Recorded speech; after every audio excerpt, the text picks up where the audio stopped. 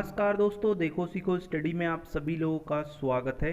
दोस्तों, सामान्य ज्ञान यानी जीके का प्रैक्टिस सेट नंबर 7 आ चुका है। 40 प्रश्नों का ये सेट है और क्वेश्चंस काफ़ी यहाँ पर हार्ड हैं। सभी सेट अगर आप देखेंगे प्रीवियस ईयर का है, यूपी ट्रिपल सी का। ठीक है, आने वाले सभी एग्जाम यानी कि यूपीएसआई, यूपी लेखपाल, यूपी ट्रिपल सी की जितने सारे एग्जाम हैं, एसएससी, रेलवे, सभी में क्वेश्चन आने की संभावना है। प्रीवियस ईयर है 4 सालों का, लगभग प्रीवियस जो है 4 सालों का ये पूरा सेट है, अलग अलग विभिन्न परीक्षाओं का। सबसे पहला नंबर क्वेश्चन है, भारत में सिक्कों की ढलाई का एकमात्र अधिकार के पास है, यानी किसके पास है?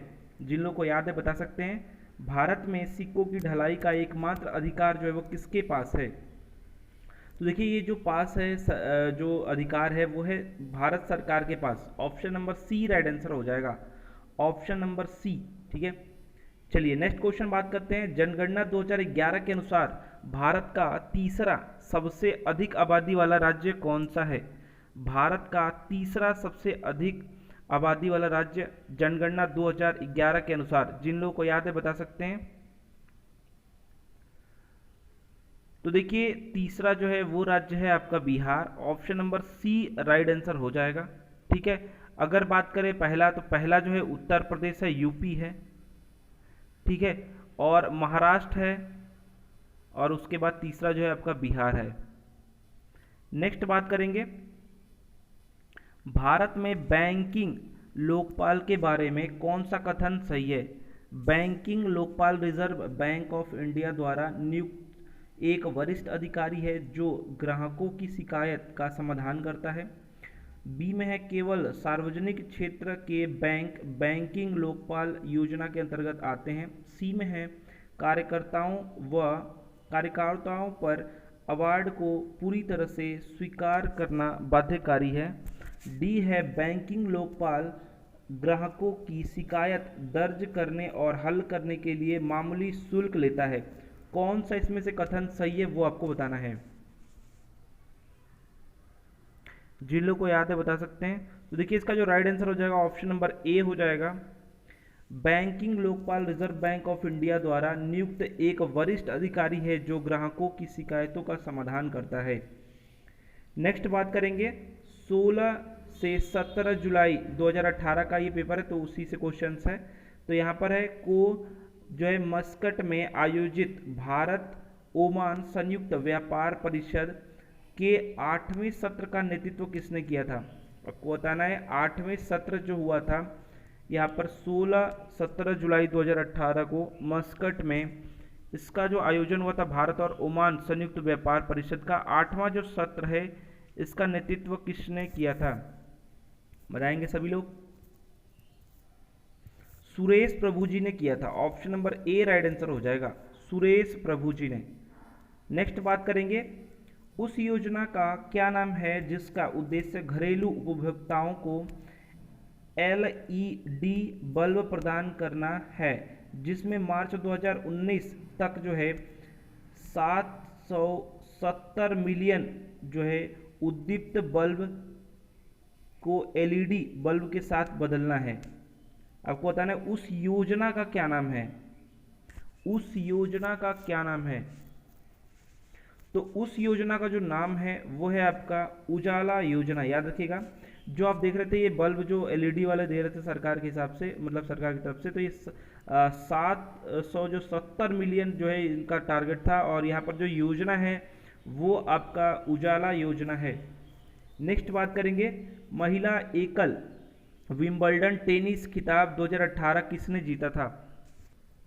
तो देखिए, जो जीता था वो जीता था एंजेलिक केबर ने। ठीक है, एंजेलिक ने जीता था, option number A right answer हो जाएगा।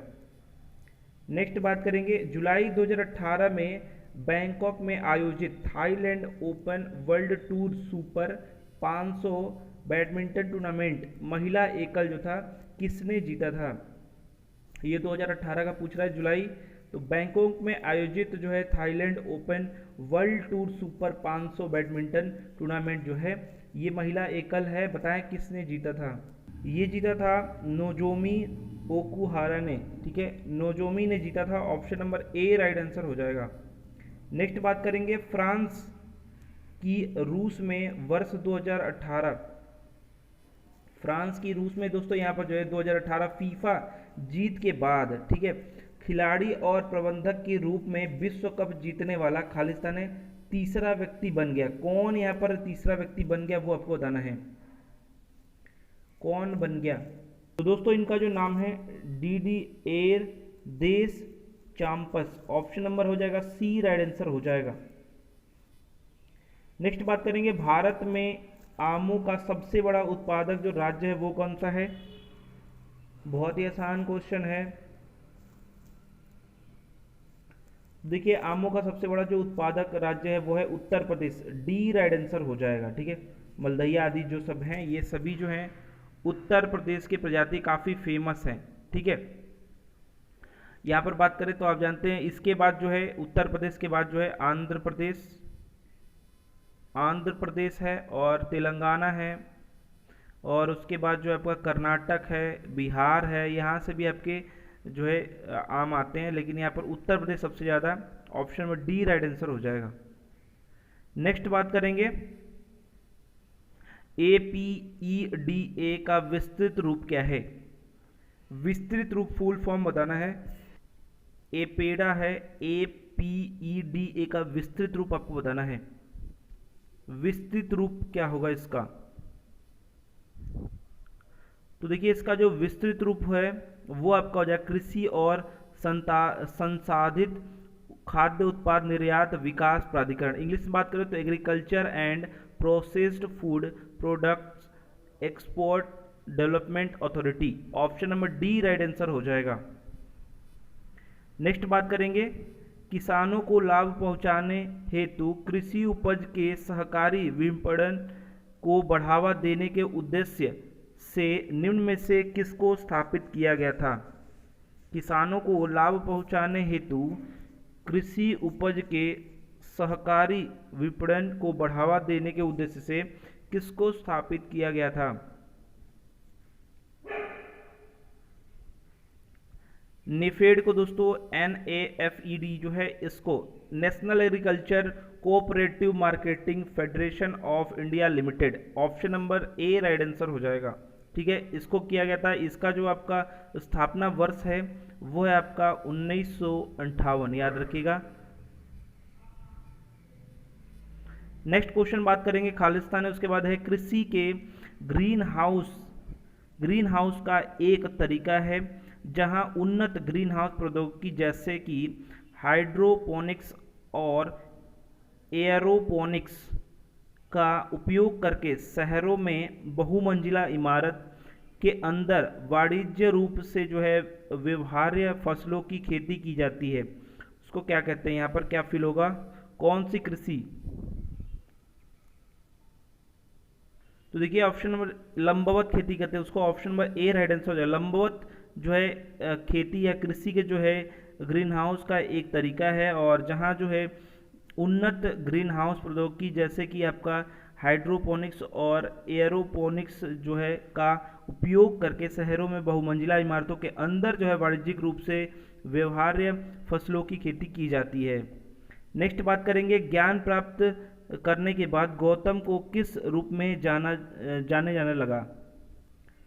बताएं, ज्ञान प्राप्त करने के बाद उनको किस नाम से जाना जाना या किस रूप में जाना जाने लगा, बुद्ध कहने लगे, ठीक है।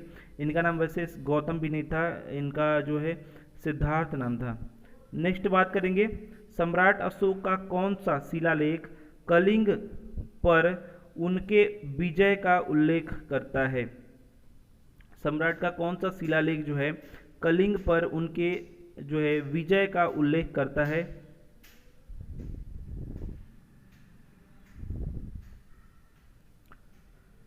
जो 13वां शिलालेख है वो दोस्तों option number D right answer हो जाएगा। 13वां शिलालेख याद रखिएगा, बहुत ही इंपॉर्टेंट है, ये आपका 13वां शिलालेख है। इस अभिलेख में जो है अनेक जो है आर्टविक जनजाति का जो है वर्णन किया गया है।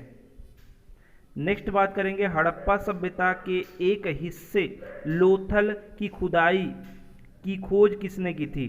तो दोस्तों मैंने इस पे जो है एक ट्रिक भी बनाया था, जिन लोगों को याद है बता सकते हैं खुदाई किसने की थी। तो ऑप्शन नंबर जो राइट आंसर हो जाएगा वो हो जाएगा SR राव जी ने, option number C right answer हो जाएगा। यहाँ से गोदीवाड़ा का साक्ष्य प्राप्त हुआ। मेसोपोटामिया की 3 जो है बेलनकार मुहरें प्राप्त हुई। नेक्स्ट क्वेश्चन बात करेंगे, महाभारत में वर्णित कुरुक्षेत्र की लड़ाई कितने दिन तक लड़ी गई थी? महाभारत में वर्णित जो कुरुक्षेत्र की लड़ाई है वो कितने दिन तक लड़ी गई थी? सभी लोग बताएंगे। याद रखिएगा 18 दिन। कनिष्क प्रथम के शासनकाल के दौरान कौन सा प्रसिद्ध आयुर्वेद विद्वान रहता था? कनिष्क प्रथम के शासनकाल के दौरान कौन जो है आयुर्वेद का विद्वान रहता था, आपको बताना है। चरक रहते थे। चरक संहिता भी है, याद रखिएगा Charak. Option number C right answer हो जाएगा। नेक्स्ट बात करेंगे, तारिक ए फिरोज शाही के लेखक कौन है? तारिक ए फिरोज शाही के राइटर कौन है? जियाउद्दीन बर्नी है। Ziauddin Barni, option number A right answer हो जाएगा। नेक्स्ट क्वेश्चन है, निम्न में से किन्होंने 1857 के ईस्वी के जो है सिपाही विद्रोह को विद्रोह नहीं कहा? किन्होंने जो है दोस्तों सिपाही विद्रोह जो 1857 का है इसको विद्रोह नहीं कहा?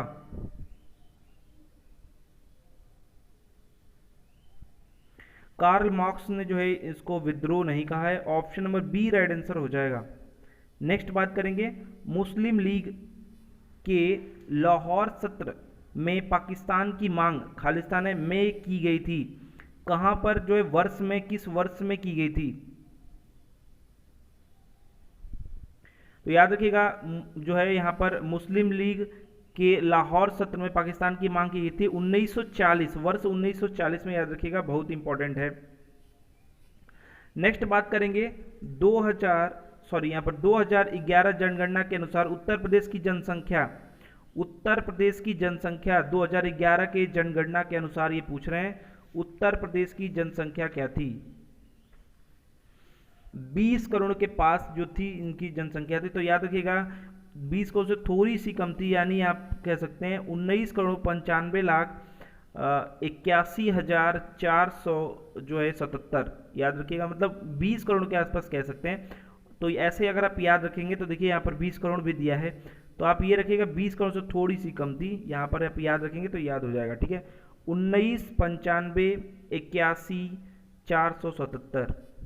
नेक्स्ट बात करेंगे, इनमें से कौन सा उत्तर प्रदेश का एक जिला नहीं है? इसमें कौन सा है जो कि उत्तर प्रदेश का एक जिला नहीं है? बहुत ही आसान है, देखने में ही समझ में आ रहा है। देहरादून जो है ये आपका उत्तराखंड का है। Option number C right answer हो जाएगा। नेक्स्ट बात करेंगे, मोहनजोदड़ो शब्द का अर्थ क्या है? मोहनजोदड़ो शब्द का अर्थ क्या है? तो देखिए इसका जो अर्थ है वो है मृतकों का टीला, याद रखिएगा मृतकों का टीला। Option number B right answer हो जाएगा।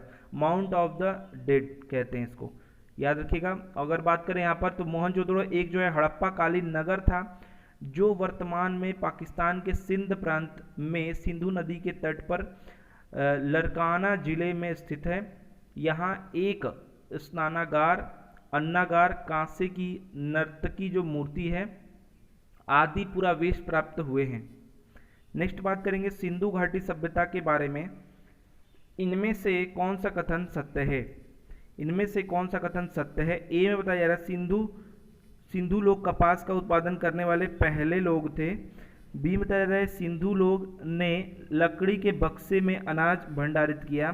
सी में बताया जा रहा है सिंधु घाटी सभ्यता पंजाब, सिंध, बलूचिस्तान, गुजरात, राजस्थान और पश्चिम बंगाल के कुछ हिस्सों को कवर करती थी। डी में बताया जा रहा है सिंधु लोग कुत्ते, बिल्लियों और घोड़ों को बड़े पैमाने पर पालते थे।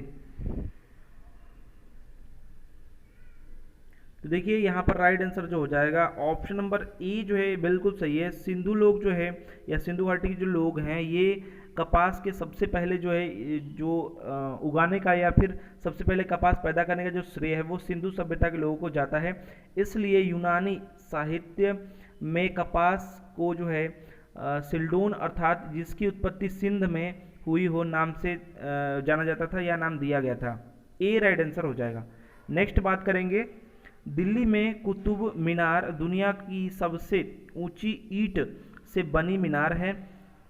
इनमें से कौन से राजा ने इसका निर्माण में योगदान नहीं दिया था? नहीं वाला बताना है, कौन से राजा ने इसमें जो है इसके निर्माण में योगदान नहीं दिया था।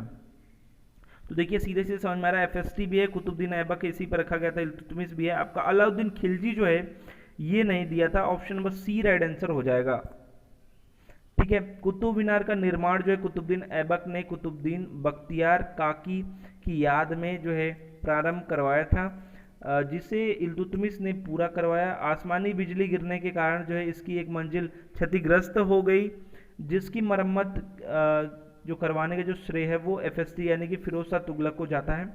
और यहाँ पर बात करें तो इसी कारण जो है अन्य 5वीं जो मंजिल है उसका निर्माण जो है 1506 ईस्वी में सिकंदर लोदी ने भी आपकी मरम्मत यहाँ पर करवाई है इसकी। ठीक है, तो ये भी इनको भी श्रेय जाता है।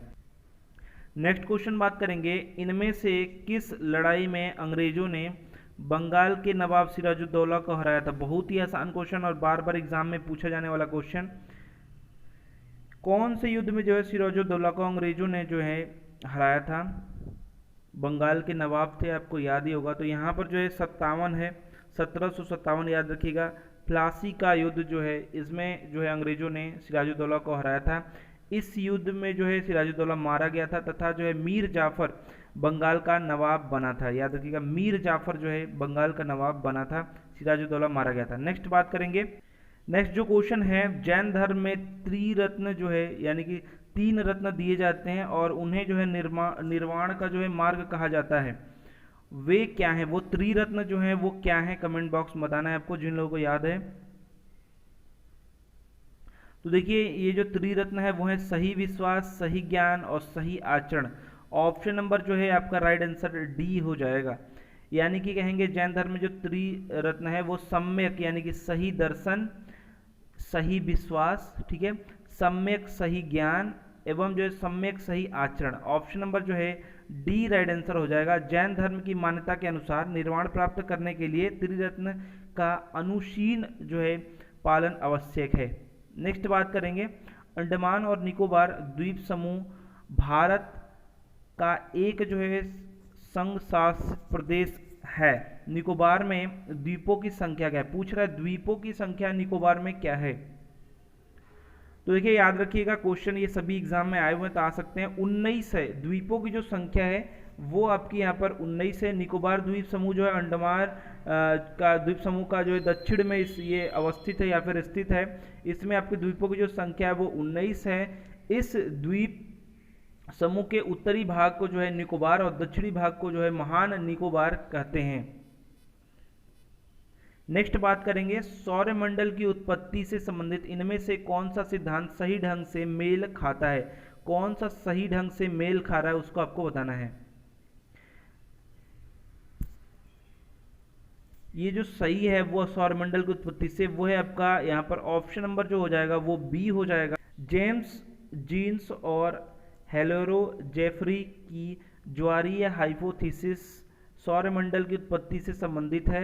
इस परिकल्पना के अनुसार सौरमंडल का निर्माण 2 तारों के संयोग से हुआ है, जिसमें सूर्य का साथी तारा गति करते हुए सूर्य के निकट आने से उसकी ज्वारीय शक्ति के प्रभाव के कारण टूटकर टुकड़ों में विभक्त हो गया। ये टुकड़े ग्रह कहलाते हैं। ठीक है, नेक्स्ट बात करेंगे, इनमें से कौन सा महाद्वीप सही ढंग से अपने सबसे बड़े देश यानी क्षेत्र से मेल खाता है?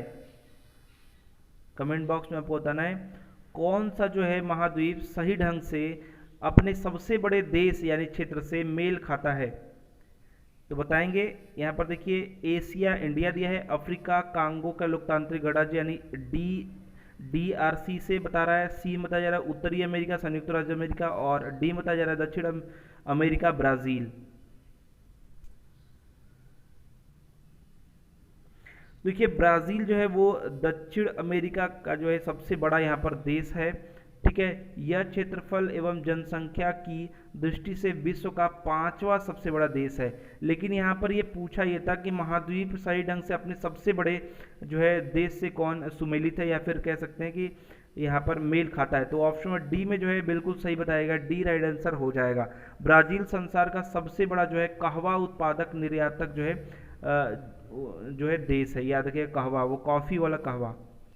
नेक्स्ट जो क्वेश्चन है यहाँ पर असंगत मिलान खोजना है, यानी कौन सा इसमें असंगत है। ए में बताया जा रहा है दुनिया की सबसे बड़ा जो है यहाँ पर प्राणी ब्लू व्हेल, दुनिया में सबसे बड़ा जो है डेल्टा सुंदरवन बांग्लादेश और भारत।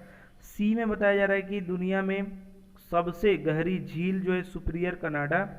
और यहाँ पर डी में बताया जा रहा है दुनिया में सबसे बड़ा रेगिस्तान सहारा अफ्रीका। कौन सा इसमें असंगत यानी गलत है, ये आपको बताना है। तो देखिए सुपीरियर जो झील है वो मीठे पानी की झील है, गहरा नहीं है। गहरा जो है वो है बैकाल। बैकाल जो है वो सबसे गहरा है, जो कि रूस में है। सुपीरियर जो है उत्तरी अमेरिका में है और मीठे पानी का सबसे बड़ी झील है। सी राइट आंसर हो जाएगा। नेक्स्ट बात करेंगे, इनमें से कौन लघु हिमालय या हिमाचल की महत्वपूर्ण पहाड़ी रिसोर्ट्स में से एक नहीं है। कौन नहीं है? हिमाचल की महत्वपूर्ण पहाड़ी रिसोर्ट में से कौन सी नहीं है?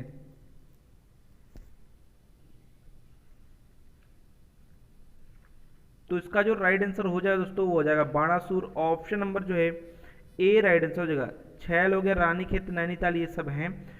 जो राइट आंसर हो जाएगा वो आपका हो जाएगा ए बाणासुर। ए जो है नहीं है। जो है इस नदी की जो कुल लंबाई है वो 2900 किमी है। यह तिब्बत के चेम यूंग डोंग ग्लेशियर से में शुरू होती है, जहां इसे जो है तसांगपो कहा जाता है और दिहांग नाम के तहत भारतीय क्षेत्र यानी कि अरुणाचल प्रदेश में प्रवेश करती है। तो इस नदी का आपको नाम बताना है। इसकी जो महत्वपूर्ण जो सहायक उपनदियां हैं वो है सुबनसिरी, कामेद, उसके बाद कामेग, और है आपका धनसिरी, मानस तथा जो है तीस्ता।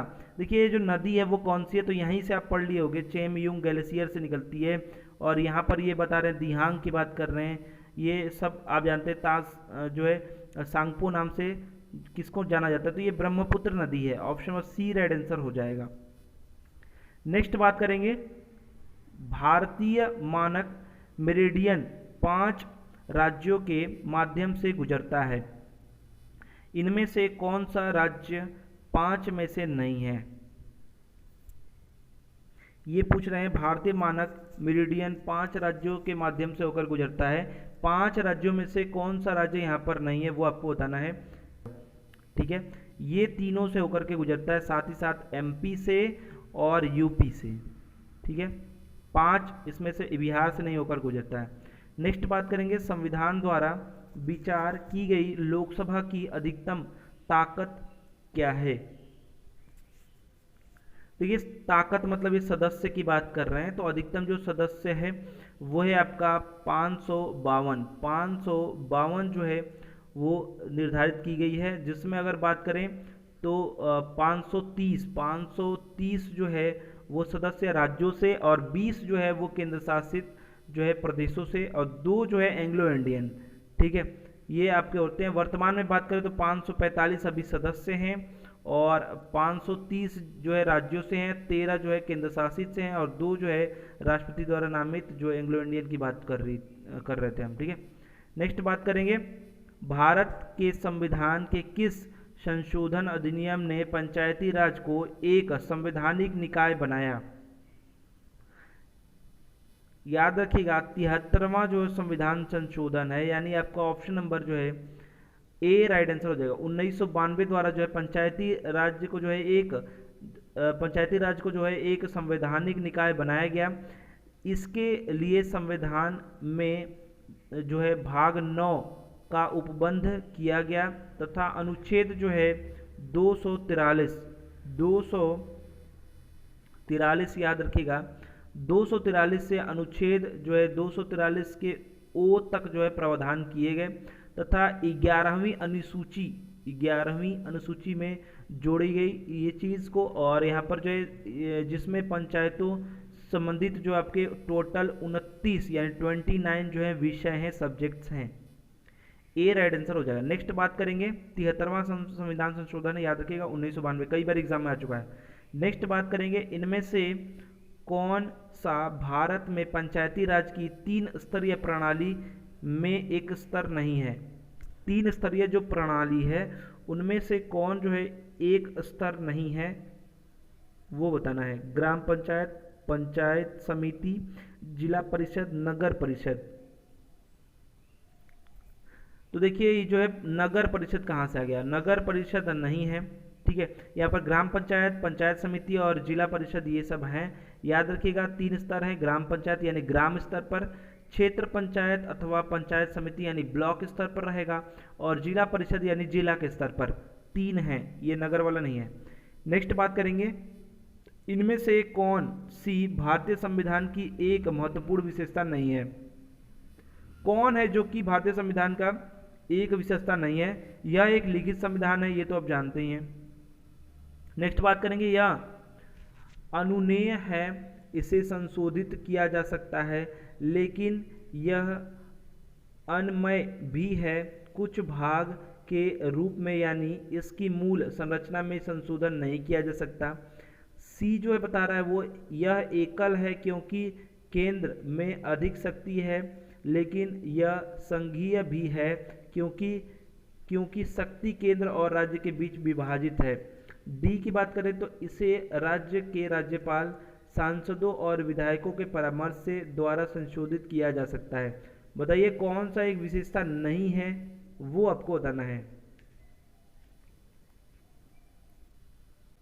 ये वाला जो है आपका यहाँ पर जो है राज्यपाल वाला गलत है, ठीक है। यहाँ पर भारतीय संविधान को जो है राज्य के राज्यपाल, सांसद और विधायकों के परामर्श द्वारा संशोधित नहीं किया जा सकता, ये डी वाला जो है गलत है, ये नहीं ही पूछा था, ठीक है। भाग 20 की बात करें तो अनुच्छेद 368 यानी 368 में संसद को जो है यहाँ पर संविधान में संशोधन करने की जो शक्ति प्रदान की गई है। नेक्स्ट बात करेंगे इनमें से कौन सा कारक नहीं है जो भारतीय संविधान के निर्माण में योगदान देता है। कौन सा है जो कि कारक नहीं है जो कि भारतीय संविधान के जो निर्माण में योगदान देता हो।